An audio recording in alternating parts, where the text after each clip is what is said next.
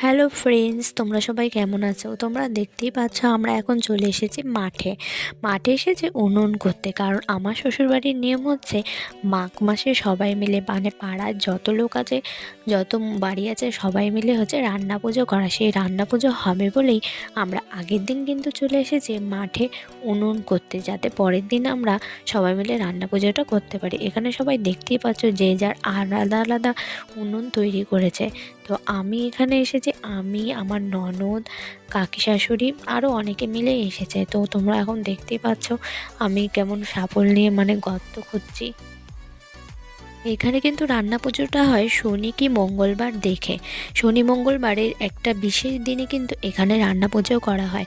আর এই রান্না পুজোতে হয় হচ্ছে ভাতের মধ্যে আলু টমেটো মাখা হয়, আর হচ্ছে সব রকম সবজি দিয়ে এক ঘ্যাট হয়। কিন্তু এই একটা বিশেষ একটা দিক আছে, কি জানো তো বন্ধু?